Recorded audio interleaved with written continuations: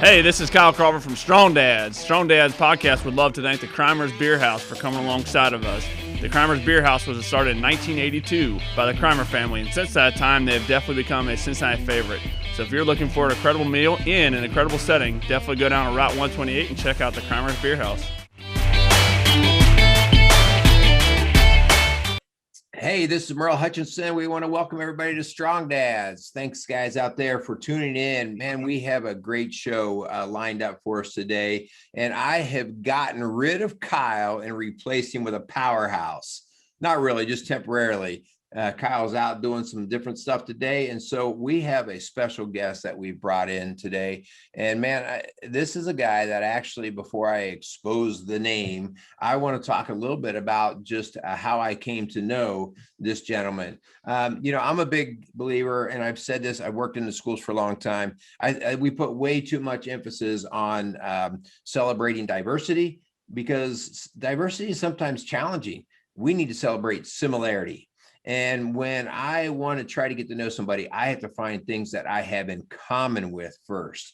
And that's exactly what happened when I started coming across this guy's name. We have way too many things in common. And so that's what led me to reach out to him. One of them is that we like to challenge and encourage dads. Another is that we're both personal trainers. And do a lot of fitness stuff, which that's just weird anyway, right? Like, who likes to work out? Yeah, I don't know. I do. We have a podcast. That's a little weird. Not a whole lot of people have a podcast. We're both husbands and fathers and believe in that very much so. And I think the thing that really was kind of the final kicker for me was the idea that this gentleman is also a follower of Christ. And so after I pursued a little more and we started to make contact, I was like, this is a guy that I want to get to know more. I want to see how he's doing life and how he's serving others, and see how I can benefit and how we can both serve each other. So without any more further ado, I would like to welcome Michael Ashford from the Fit Dad Fitness Podcast and the author of The Involved Man into the Strong Dads Podcast. Michael, how are you? Doing great, man. Great to connect with you again. Always good to chat about dad stuff, fitness stuff, right? Yeah, heck yeah. So Colorado, we snowing today or what? What's going on in Colorado? We're not snowing yet, but we're going to. They're saying we're going to get dumped with 20 inches of snow this weekend at least. Some models are like 48 inches of snow. No way. My life. So, and it's been 60 degrees the last 3 days. So that's that's the one thing out in Colorado. You can get sunshine and then snow, just like, snap of the fingers. And that, for me, if I'm going to live in a place that's snowy, not loving the snow at all, that's how it's got to be for me. It's got to be, okay, if you're going to snow, I need it gone in 2 days. And that's for the most part how Colorado is. So are you a skier? No, you're not going to find me on a ski slope. No, but I know you're into hiking and stuff like that. So you're out in the mountains, but not necessarily skiing. And the hiking here is epic, man. It is phenomenal. I love to hike the very tallest mountains we've got out here. It's great. Yeah. Isn't there like the 14,000 club or something out there? Yep. We call them 14ers. They're the peaks that rise above 14,000 feet. And there are 56 of them in Colorado. And I've probably done 10. So really? Okay. Yeah. Well, let's see. So about what altitude do you live at right now? We're at about 6,500 feet. So we're about 1,000 feet above a mile. Yeah. So if I just came to visit you, I'd have a hard time because right about there, Yeah. So how's it feel at 14,000 feet? Oh, once you get up there, man, you're seeing the world how God created it. I feel it's as close to it as possible because, you've been in airplanes and we've looked down around the ground, but you're outside and you're standing on that peak, and it just, all I can do up there, man, is pray. Yeah. Like seriously, every mountain peak that I've gone on top of, I've prayed over the land. I've just taken in the view. I can't describe it. My breath, it takes your breath away for other reasons than thin air. Yeah, that's a great point. Michael, that's an interesting thing that you bring up. I am by trade originally a science teacher, and taught at the science levels for about 12 years. And it was really interesting to me because I was going through that battle of the science world versus my Christianity. And there's a lot of people that I don't, I get it. They want to prove everything by science. And my mindset is that I want to see proof. But every time I did anything science related, whether it was looking at a cell through a microscope or climbing up on top of one of these mountains, I was like, oh my God, there is a God, and so to me, God's nature is one of the most telltale signs to me that there is no question. And so it's really interesting. The longer I taught science, the more I learned about the body, the more I was like, there's no way there is not a God. Yeah. You see him in everything, man. Yeah. It's just amazing. So anyway, that's really cool that you, it takes your breath away in that way. Yeah. Hey, I want to get into some of what you do, some of what we can share with our strong dads and anybody else that we can get out there to listen. And but before we do, let me run a couple quick thank yous to our sponsors out there, and then let's get into this. Okay. Absolutely. All right. So Strong Dads would like to thank the Crimers Beer House for coming alongside of us and continuing to support the work that we do. Man, if you want a great meal and a great setting, you need to go check out Mark Crimers Beer House down on Route 128. And Michael, not to get weird, but if you want to see something cool, you got to see the urinal at the Crimers Beer House. I mean, I know that's really weird, but Mark Crimer, he's a friend of ours. He's also a craftsman. He works with wood, he works with metal, and he made a men's urinal out of a beer keg. And it's just cool. It's cool. That's an important thing. It's important. It is a very important thing. Like, I don't even have to go to the bathroom, and I have to go in there and just check out the keg. So, and besides that, they have incredible food. So we want to thank Crimers Beer House. Also, I want to just thank Casey's Outdoor Solutions. Casey's is a premier garden center, landscape center located in Southeast Indiana, and really premier work in the tri-state area of Cincinnati, Northern Kentucky, and Southeast Indiana. So for any of your landscape needs, contact Casey's Outdoor Solutions. They do amazing work, especially I know Casey is really into the hardscapes, brick walls, stone walls, whatever. So if you're looking for something really cool in that direction, contact Casey. His number is 812-537-3800. All right. So Michael, give us a little bit of background about yourself, just to get people started. What are you about? What drives you? Well, I'm a Midwest guy, born and raised, although, living on the Front Range of the Rockies now, but grew up on Kansas City barbecue, which is the best in the world. And I will fight you on that if you disagree. Well, I heard Texas was, but okay, if you want to say. Good. They're not as good. Yeah. I'm sure you just lost some listeners there. Yeah. Grew up on the Kansas side of the state line there in Kansas City. That's a big deal too. Yeah. Right. You're not in the Missouri side. Missouri and a Kansas side of Kansas City. There's a difference. Yeah. Grew up, was active all my life. So were my two sisters. We had a bodybuilding father who was always in the gym with my two uncles who were also bodybuilders, and just grew up in being active.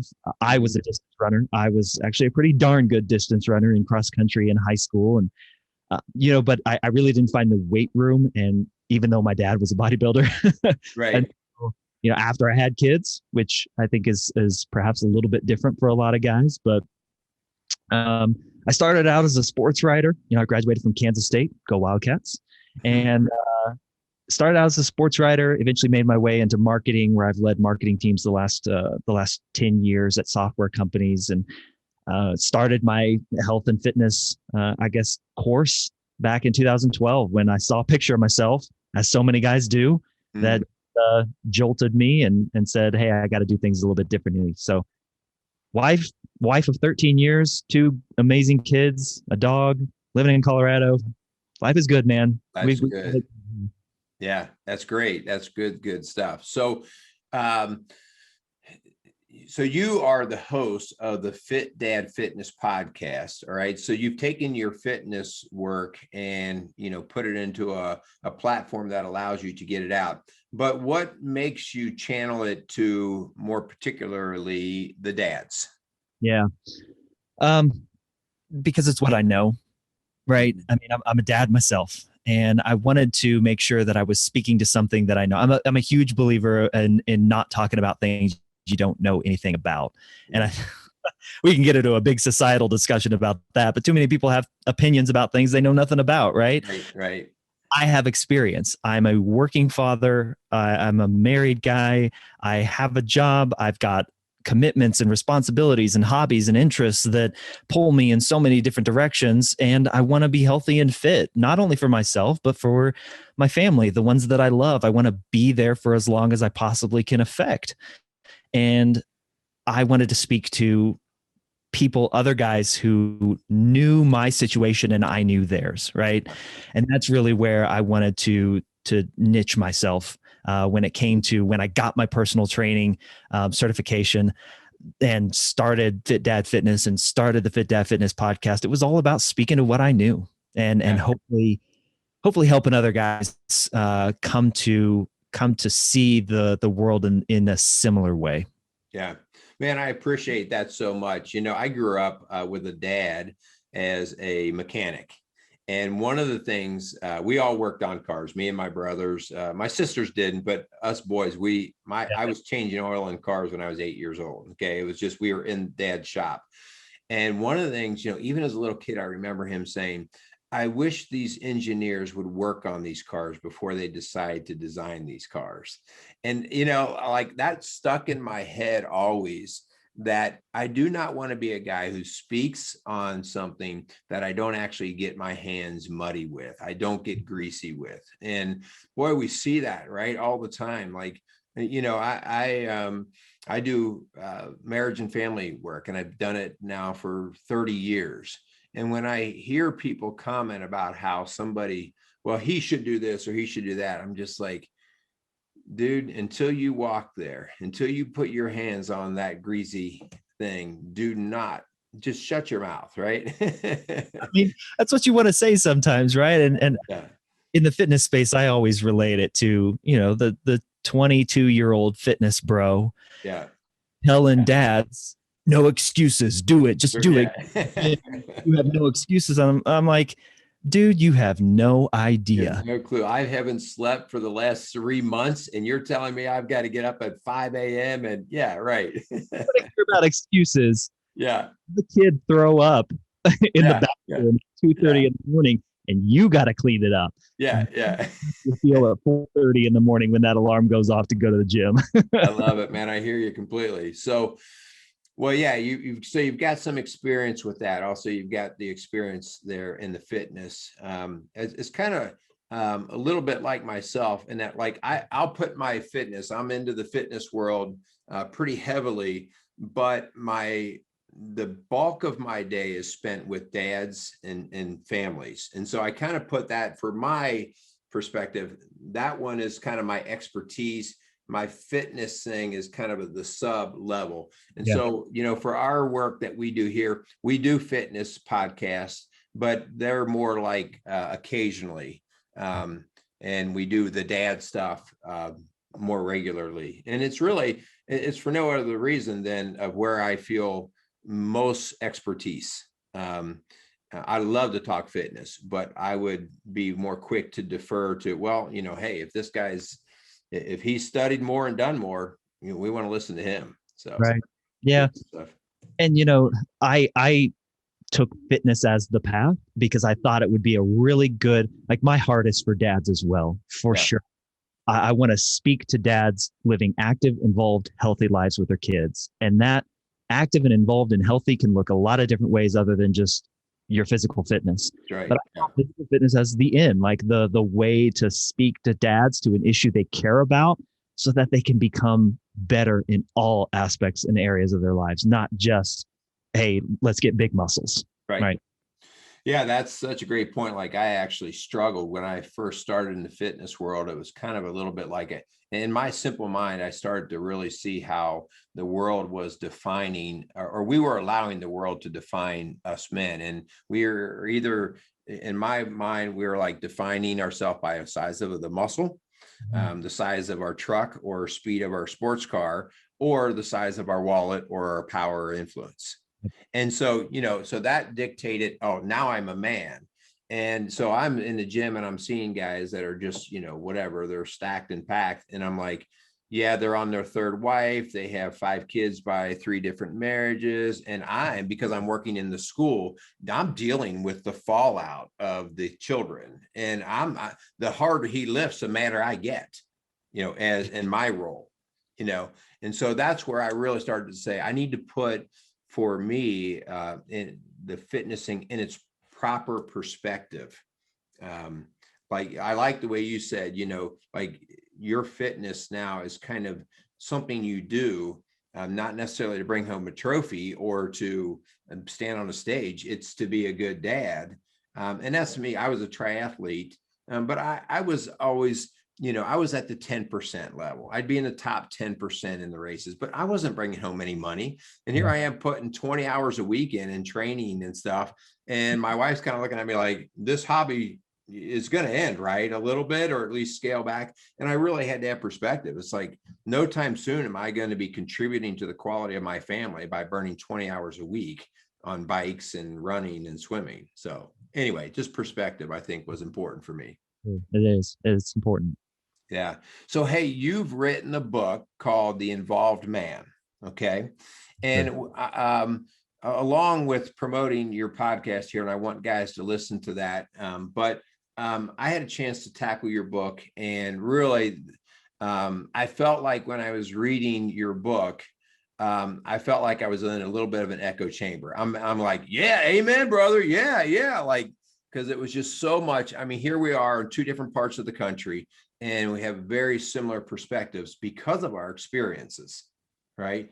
And how we see things. And so you actually took the initiative, which I applaud you for, because I've thought about writing a book, and I'm not there yet, right? I don't know if I can muscle that up in my head. I'm not there. So we'll see. But you wrote The Involved Man, and I'd like you to kind of set up, like, why did you write that? Because writing a book's not easy. I don't really care who you are. I've never heard anybody say that was a piece of cake to write that book. So why'd you do that? Man, I more than anything, and I have barely done any promotion of the book since I actually did it and self-published it. I needed to get these thoughts out of me. Mm-hmm. Because I'll use the word distraught at how men are showing up in the world. Yeah. And you used a great phrase earlier, how the conversation then about who we are and what we are is being dictated back to us because of how we're presenting ourselves, how we're showing up in the world, in the relationships that mean the most to us, or that should mean the most to us. Yeah. How we're showing up in our marriages, how we're showing up in our roles as fathers, as friends, as coworkers and colleagues, or just strangers out on the street. There is such a level of emotional immaturity, man, that is allowing then the conversation about men and what we're about and what we should be about to be dictated back to us. And it really freaking sucks. To put it bluntly, man, it sucks, because boys are remaining boys for far too long. And it is destroying relationships, that is then destroying men's influence in a positive way in the world. Fewer and fewer men are living selflessly in service to those around them who they love the most. They're leeches, they're relationship leeches that are sucking the life out of everything that they touch. Mm-hmm. And I point to that as so much of what ails our society, man. Mm-hmm. it just is heartbreaking for me to see. And whether or not anybody reads this book or not, I needed to get it out because I have been in that situation before. And that's what I want to make sure everybody understands is this is not a book where I'm just pointing the finger at guys and saying, do better. You've read it. I'm giving you examples of the times where I majorly screwed up. And I did not live to the standard of what I've defined as an involved man. Yeah. But I also learned from it. And it also helped me. It helped me grow into what I hope is a more self-aware person, a more self-aware man that understands my role is not to just take and take and take and take from the world and from the people who I say I love the most. It is to show up and be there in selfless service to others. Yeah. Wow. I mean, I can't say it any better. Like I said, I just felt like I stepped into an echo chamber. You strong dads out there that listen on a regular basis, you've heard me say in some form or another exactly what Michael's talked about. I feel the passion coming through you, and people that listen to me know that I describe my work that I currently do as it's fed by an angry passion because of what I've seen. I want to make a point there too. Michael, you said I've made those mistakes, and I think that's really important that we point out. Like, the only reason why I recognize is because I saw it in myself. Yep. I saw it in myself. I saw myself going down those roads. And that was like, even with the triathlon stuff, like, you know, that was going to be the size of my muscle kind of thing, or the size, or like, I'm going away for another weekend of doing what I want to do. Oh, I happen to have 2 kids at home, but you know, my honey will take care of those. And so it was really that started to kind of open my eyes. I happened to be fortunate enough to work in a school to see guys who maybe were just a step ahead of me at blowing their family apart. And so I'm not saying I was guilty and probably on my way to just not being a very good dude at all. And luckily, because of the position I was in, I'm like, oh wait, I'm tired of cleaning up the mess that these guys are leaving. So what a great point. Let's talk for a second. But we're going to talk more specifically about your book, but how do you think it is that we have allowed the world to define us above anything else? You know, like our character and what we stand for and our values. How do you see it as creeping in and now defining us the way it has? Let's look at society's message to all of us, but in particular into men. It is get yours. It is build your comfortable life. Do whatever it takes to get yours, to get paid, to get the job, to get the promotion, to get the girl. It is a message of comfort. I write an entire section in the book on the problem with comfort. Ever since my grandfathers, both of them, fought and came home from World War II, all of our technological advances, all of our changes in the workplace, not saying it's all bad, but all of it has been geared towards building comfort. Oh, you don't have the money to buy that thing that you really want?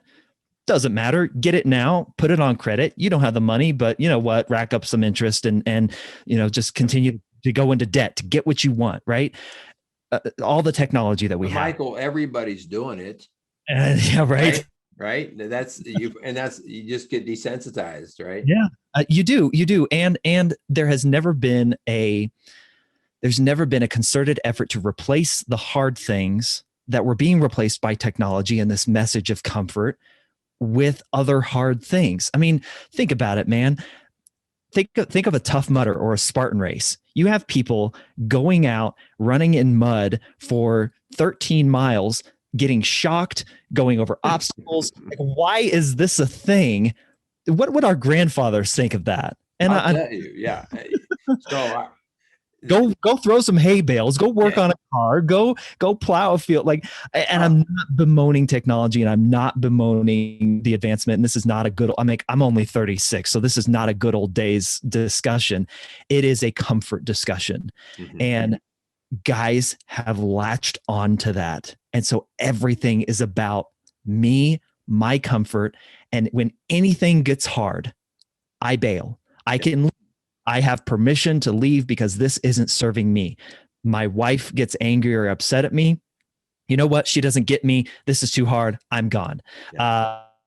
I don't want to have kids. I want the responsibility of having sex, but once I get my girlfriend pregnant, you know what? I don't want kids. I've got to do me. So later, I'm out. I'm a deadbeat dad.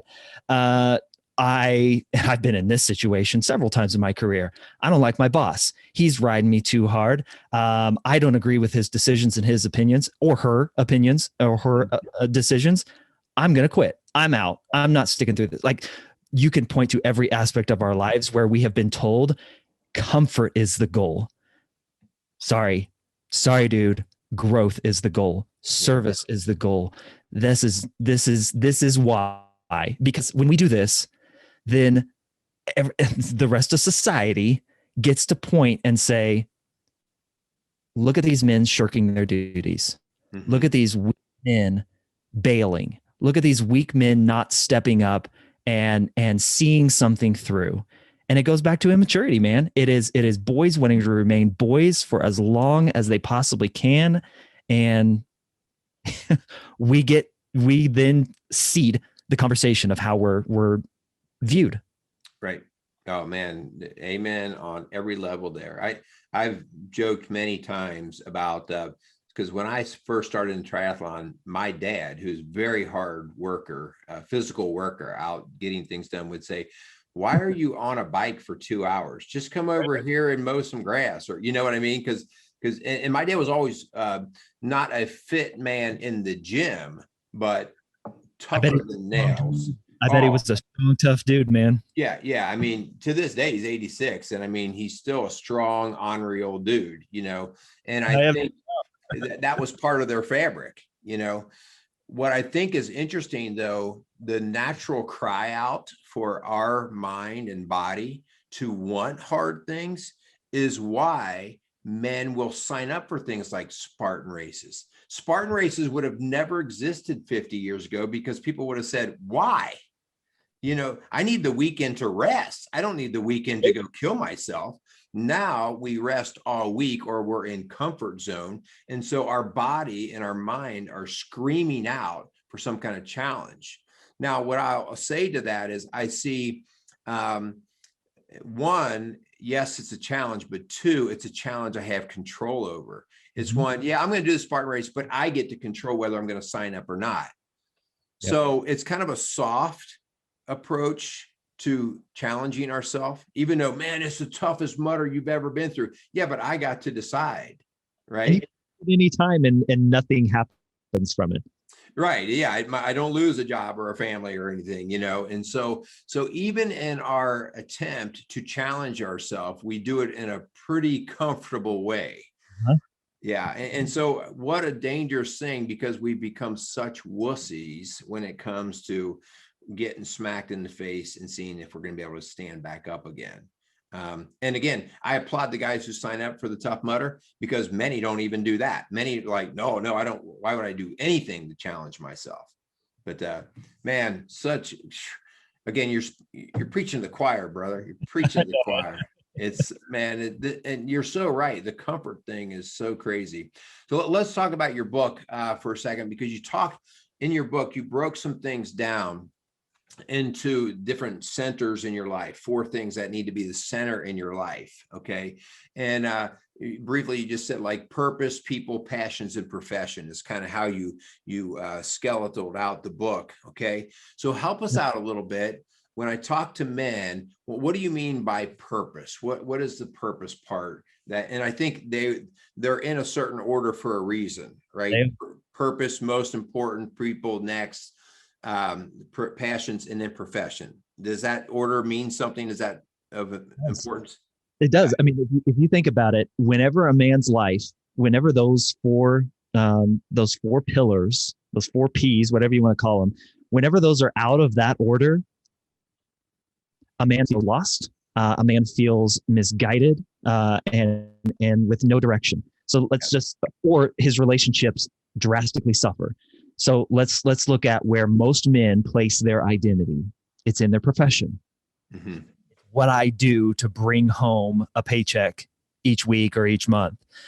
When your profession gets priority over your passions, the things that you deeply care most about, or for a lot of guys, when your profession jumps all the way up and above the people in your life, what happens to a guy and his relationships? They all suffer. Mm-hmm. He feels lost, misguided. Those people resent him for caring more about his job than them, his wife, his kids, his friends. And when you elevate your profession above those things that you're most passionate about, you feel wayward. You feel like you don't have a whole lot of point to what you're doing because you're not pouring into something that fills up your vessel in other ways other than just the menial task of getting a paycheck. And it's great when a passion and a profession can combine. That happens all the time. Right. Order is really, really important there. When it comes to a purpose, what that means is, and this is at the top for a reason, that your life is guided by a dedication to something bigger than yourself. Mm-hmm. For me, it is my faith. I know for you, it is your faith. Our faith in Jesus Christ is what guides us, and the mission that he called us to do, Mm-hmm. to love others, love your God with all your heart, all your soul, all your mind, and love others as he loved us. I know you know this, but there's an interesting switch that happens in the Bible when we're first given the directive to love our neighbors as we love ourselves. Jesus switches it, man. Jesus comes in and says, love your neighbors or love others as I have loved you. Because, man, Jesus knew we don't like ourselves. We're flawed, messed up human beings who so many of us hate ourselves on the inside. Mm-hmm. But Jesus loves us anyway. And when he brought in the new covenant to us, he made that switch. You can read it in the Bible. Love others as you love yourself. Love others as I love you. Yeah. And that for me is the guiding purpose. It's bigger than my job, my relationships, the things that I'm passionate about, because it flows down into everything else. It is the guiding principle of my life. Yeah, boy. And that's huge. Thank you just for helping put some words to all of that. Our ministry is called Rock Solid Families, and the purpose in that title, that name is Matthew 7:24. The builders of the two homes, one builder builds on sand, the other builds on rock. Well, I do a lot of building and construction stuff, and I could prep out a sandy surface in a matter of a half a day with a rake and a couple shovels, get it all smoothed out, it'd be nice and flat and go. If I have to pour a foundation, I got to dig, I got to get concrete. But the idea here is our purpose, if it's not on something solid. And so I want to maybe spend just a second of a time, because not only are we saying you have to have purpose, but for you and I in this conversation, and I know my challenge always is for my strong dads out there that listen, your purpose has to be greater than you, but it has to be Jesus Christ. And the scary thing about that is, well, you could say, well, it just has to be something bigger than you. Well, if I create just something that's bigger, like maybe something bigger than me is the football team I play football for. It's the whole organization. It's something bigger than me. Okay. Well, those are things that are man-made. And I have to be believing in something as my purpose that I didn't make. Yeah. Because when I make it, it's flawed. It has me written all over it, all my fingerprints, right? My selfishness and all that. And so I think that's really important for us, as we talk, like there's a reason why I found that Jesus Christ was my ultimate purpose. Just because you said, like, when I love the way I love, that's not cool. Because I love selfishly, I love with human characteristics. It's flawed love, it's moody love, right? It's conditional love. And as you just said there, love the way I loved you, meaning Christ. And that's really important what you just said.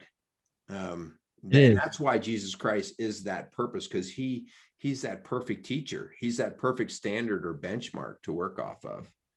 And when we live our life with that as our purpose, every relationship blossoms out of that, right? I mean, if that's our example, and we consistently point our lives back to that, good things happen on the line.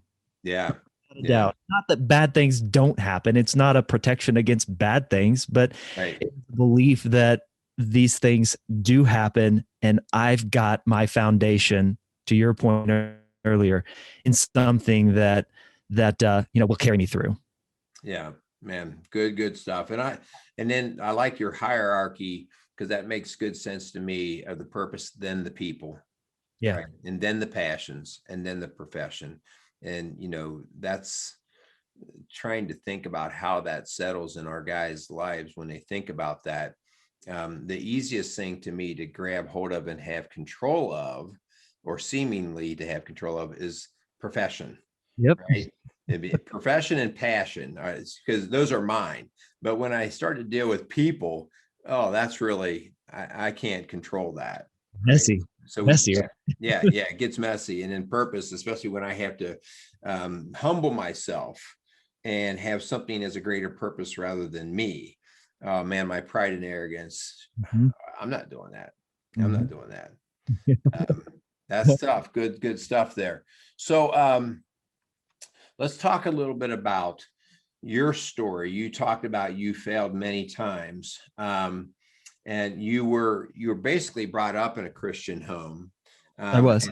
But then you kind of, I won't say you fell away from your belief, but you fell away more from your practice. Correct. Your faith. Would that be accurate to say that? Yeah, it absolutely would be. I've never gone through a period of my life where I didn't believe that God existed, that I didn't say that Jesus was my Lord and Savior, but I definitely was not living like it. I was not living out that relationship was the most important relationship in my life. And I grew up an achiever, to the point where the achievements and the accolades became the end goal rather than the journey to get there, and bringing others along with me. And so that became an identity. And I got really good at being a chameleon, man. I was the student class president all 4 years of high school. I was valedictorian, straight A's. I was on scholarship to Kansas State.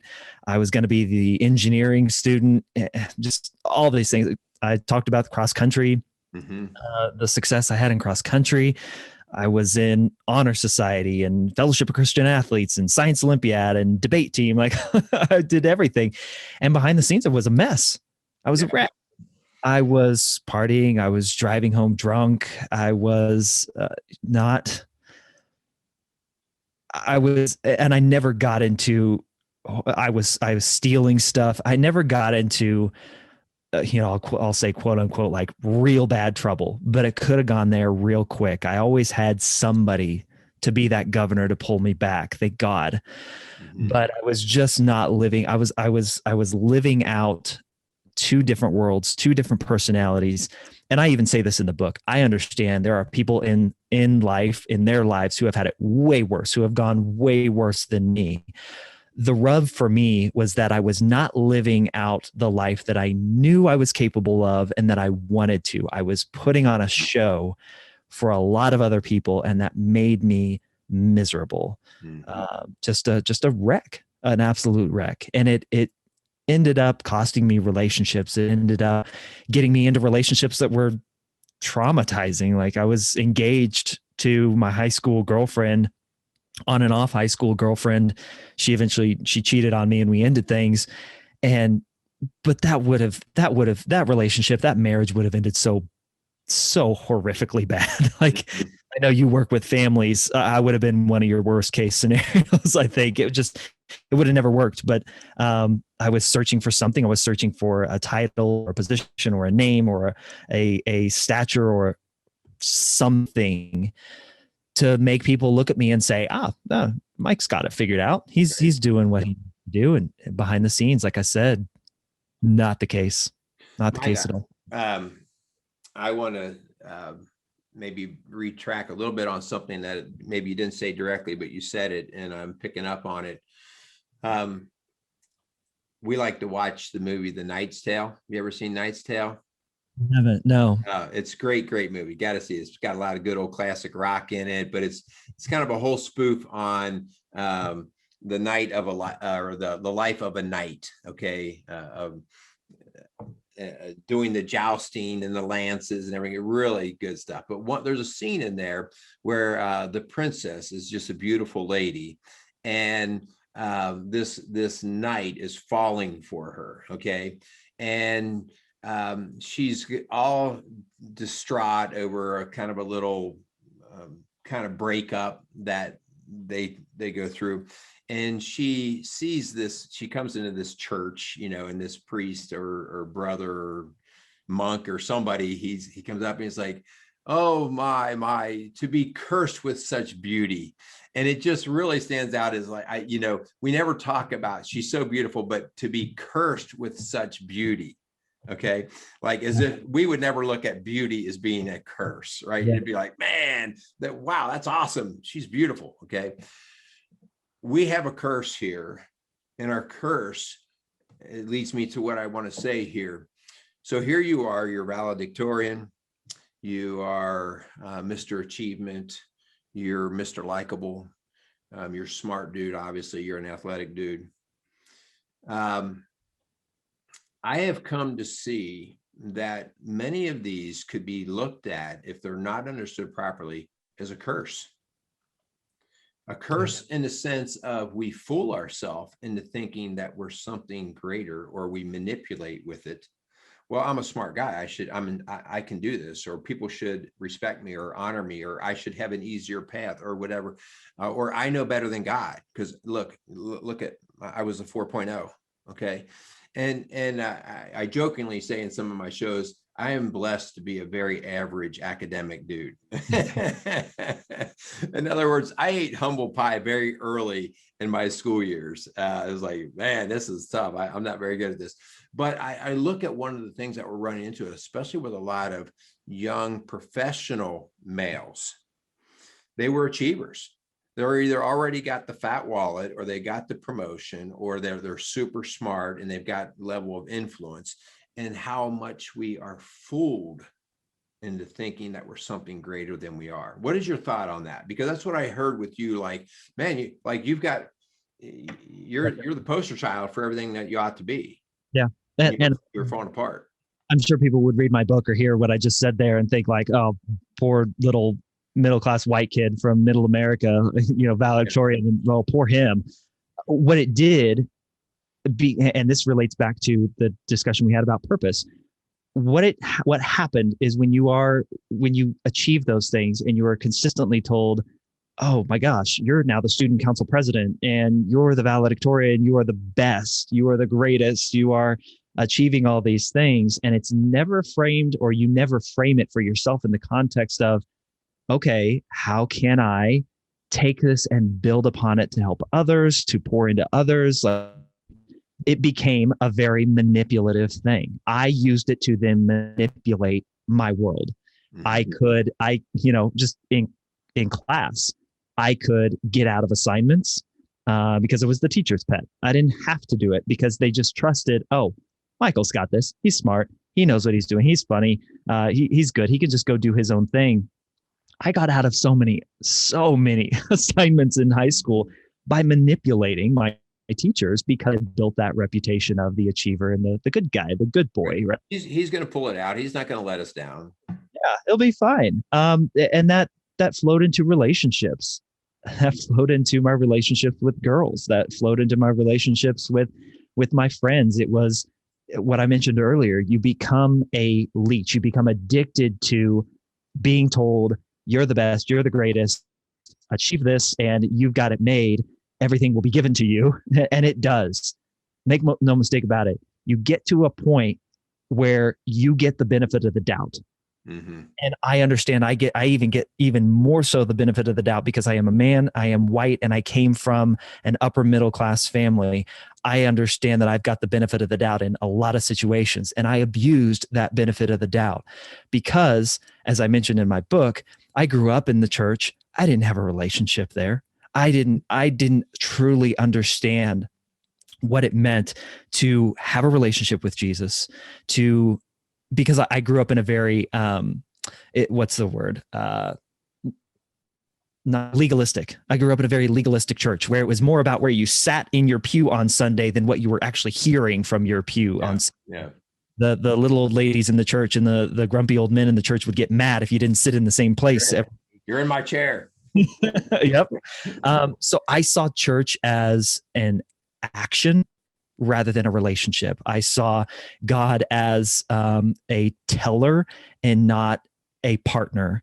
And so that misguidance there, or that lack of guidance, took me down some really tragic paths. Like, I hurt a lot of people along the way. And never to the point where anyone's life was ruined, but it certainly could have been had I not figured it out. Yeah. Yeah. And figuring it out, I just recently had the opportunity to interview a person with a long history of addiction, and that figuring it out, because you and I probably both know way too many people with addiction issues. Yeah. One of the most frustrating things that I see with the people I work with addiction is that they're in and out of rehab multiple times, and so those of us who work with them are like, oh yeah, I wonder how long this will last. We get very cynical and everything. And what does it take for somebody to figure it out? Or what we always say, what does it take for you to finally surrender, for you to finally give in? And the way that we know that we are giving in or surrendering is when we stop the manipulation process.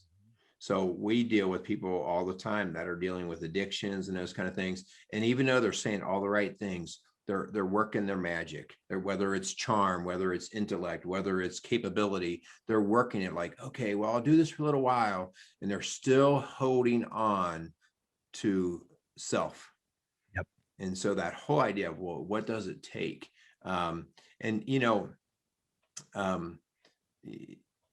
Your experience is similar to anybody who's gone through rehab, and that you had that awakening and you surrendered to it. Right now, like you said, well, somebody might say, well, you're a guy who had it made anyway. It doesn't matter. What matters is you surrendered. That's where the life change comes from. And, I wasn't abusing drugs. I was underage, and you could definitely say I was abusing alcohol, but yeah.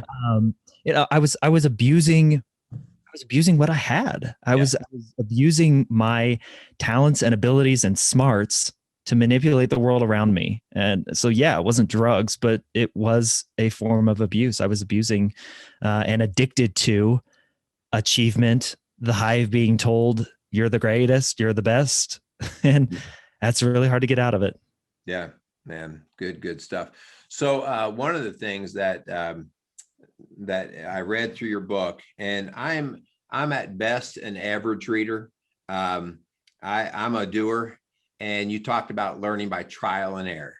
And, I think about this like reading your book or listening to our podcast or whatever. We always try to give insights because we're hoping to maybe help somebody that they don't run into some of the walls that maybe we've run into. But you mentioned in your book about, the trial and error, the benefit or the purpose of trial and error. And I have to say, I want guys to learn from what we're talking about or from reading your book. But sometimes the best learning is slamming into the wall, because then when you finally hit it, you go, oh, this is why I have to do this. And so, your story to me was all about, your parents could have told you everything in the world about, Michael, here's how you live right. And you could have gone, yeah, sure. Okay, good. But it wouldn't have meant anything. Yeah. It took you slamming your head on the wall before you went, oh, now. Yeah. So trial and error, speak to that. Like, we want to help guys, but I honestly don't want a guy to do what I say just because I said to do it, because if it doesn't mean anything to them, it's like going to church because I have to, not because I want to. And that's definitely how I grew up. It goes back to comfort, man. Trial and error is a whole lot of willful discomfort. You are putting yourself into a situation, into a relationship, into a place where you have no idea what's next, but you got to work through it. You got to get uncomfortable, and you've got to try and find a way out, a positive way out. With your relationship with your wife, if you're not communicating well, you've got to find different ways to communicate. And that can be really freaking uncomfortable. Yeah. Especially if, how do I put this? So many of us get into marriage for the wrong reasons. Mm-hmm. And I say this in the book. Marriage is not, oh, she makes me feel good. This is good for me. Marriage is, I want to learn how to love this woman the way she deserves to be loved. Yeah. Yeah. And that is an uncomfortable place for us to be again. Because by searching for how your wife wants to be loved means you have to give up some comfort there to get to that point. You have to give up your own comfort where, okay, this isn't exactly like how I want to be loved, but it's for her. The point of marriage is to learn how to love each other well. And so many of us go into marriage because of obligation, because of the tax benefits, because of, she makes me feel like $1 million. Well, that eventually goes away. Mm-hmm. Like when you're 15, 10, 15, 30 years into a marriage, making you feel like $1 million every day probably isn't going to happen. But you have the ability to do everything you can every day to make her feel like $1 million every day. That's a decision that you can wake up with every single day. And it is uncomfortable and it's hard. And some days you don't want to do it because you had an argument the night before and you went to bed mad. Like, it's the trial and error of finding what works in marriage, the trial and error of finding what works in fitness, the trial and error of what works with your boss or your coworker who you can't stand at work so that you can have an actual like good working relationship. All of these things take immense amount of work that is deeply uncomfortable at the start, but then you find something that works and it gets a little bit easier. And then you begin to make these connections. And the craziest thing is when you do this, it comes back around to serve you. You serve others well, they want to reciprocate. You get what you want in the end darn near every single time. And if not, you've got to be okay with saying, that's okay. I poured into that relationship. I did what I thought was the best and the right thing to do. And I'm going to leave it there. And I'm going to let them shelve it, take it, toss it aside, deal with it how they will. But I did what I set out to do. Right. I don't know if that answers your question, man. But No, I think that it's huge. Well, I think you, especially to our guys maybe that aren't married out there that may listen, this kind of to me always speaks to, like when I work with a couple and I'm asking a man to serve kind of as you just described, to love even when she's maybe not lovable or that kind of thing. It makes it a whole lot, I'll say easier, but also more palatable to both when she's approaching the marriage as you are, when she's loving you like Christ loves, because that's when you start to see what you just said, that idea of, she will reciprocate. And the next thing you know, you're trying to outlove each other and everybody wins. And so it speaks to the value of being equally yoked, right? In other words, we're both in this together and we see our marriage from a very similar purpose and light of how we're going to proceed. And with Christ being like, okay, well, we want to love like Christ did. So to our young guys maybe out there that aren't married, this is a huge point to be, hey, just because she's hot looking, that as you said, that's going to fade. Man, her being equally yoked in your value, your belief system, your purpose that we talked about, like you mentioned earlier, you guys both equally yoked in the purpose part really centers this. And let's be real clear too, man. You have to love her in the way that she views love. Yes. Like let's take me and my wife's relationship. And so many guys are like this. I could approach our relationship as she's at work right now. So I could clean the kitchen and I could vacuum the floors and I could clean up the bathrooms and clean and fold the laundry and do all of these tasks and chores. Men are very like, give me a task and I'm going to do it and I'm going to get it done. And she'll come home and say, great, the house is clean. Awesome. Mm-hmm.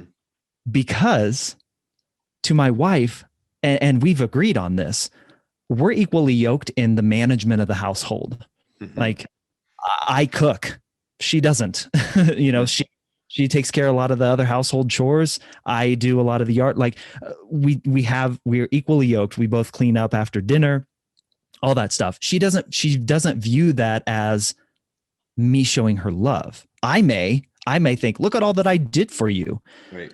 My wife, what is important is after the kids go to bed and it's just the two of us sitting on the couch right outside the door here, that I turn down the TV and we talk. Yeah.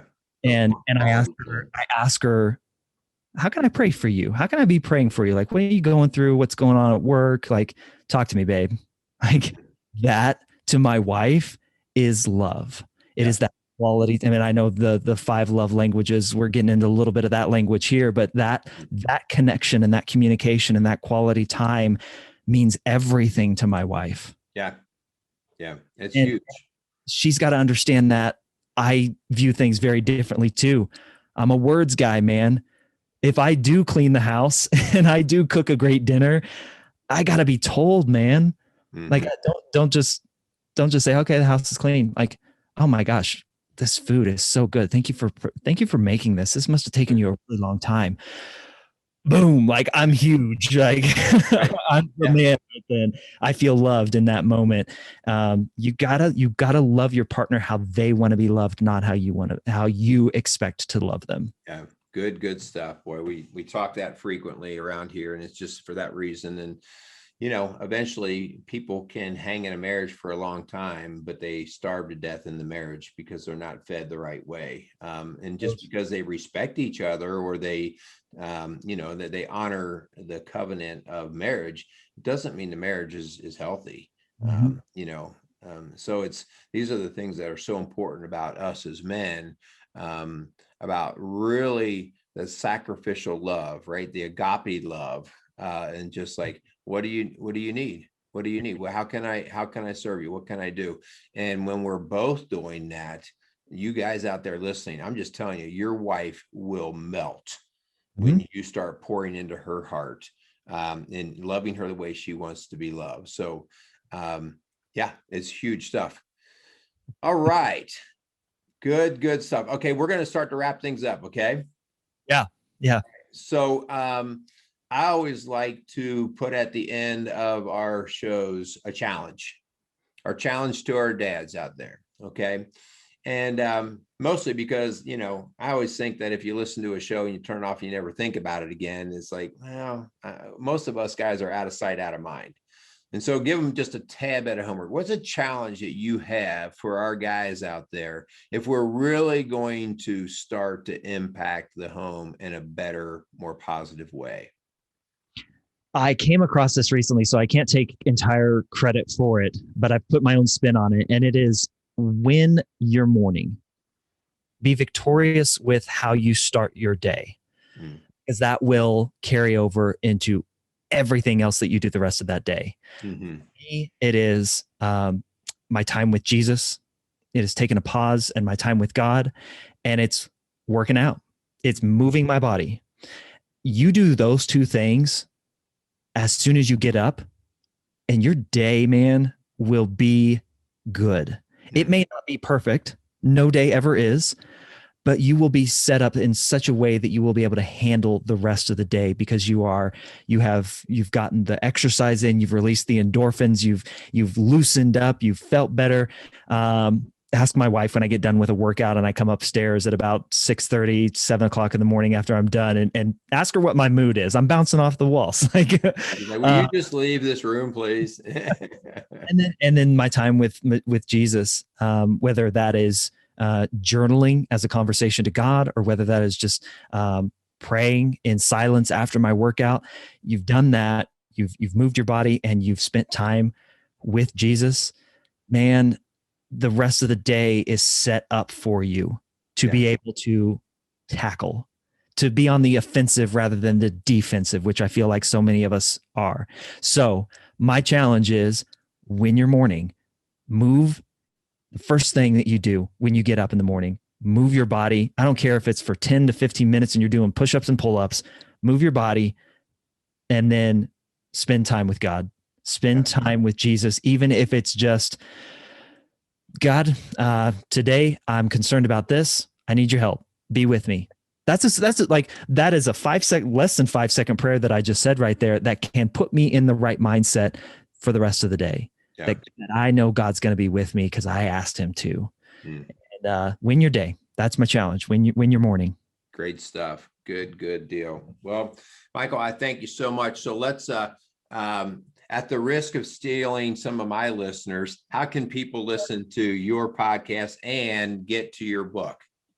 Absolutely, man. And thank you so much. This has been, I don't get to talk about this stuff as much. I'm usually all deep in the fitness stuff. Yeah. So I appreciate the conversation so much. And I'm so honored and proud to have connected with you, man. And love the work that you're doing.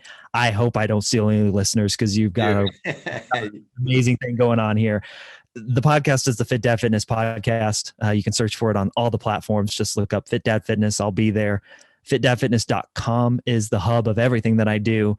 And then you can go to theinvolvedman.com. That'll take you to a landing page on my site that will have links to everywhere you can order it, but you can order it on Amazon, Barnes & Noble, or through my publisher. All right. Well, excellent stuff. So again, we thank you very much. I thank you for the work that you're doing. Let's keep beating the drum. Let's keep getting this stuff out there. In closing up, I just want to thank our sponsors again, Casey's Outdoor Solutions and Crimer's Beer House. We thank you guys. Help us out with these messages, guys, whether it's the Fit Dad Fitness Podcast or whether it's Strong Dads. Get on there and give us 5-star ratings. Move these conversations to the top of the platforms so that this type of talk replaces some of the other junk that we just get inundated with. We've got to get these conversations moving, and it's got to be more commonplace. And so these are the better things, I think, that are going to ultimately, as you said, the wrecking ball in our culture is not political. It's not economical. It's family.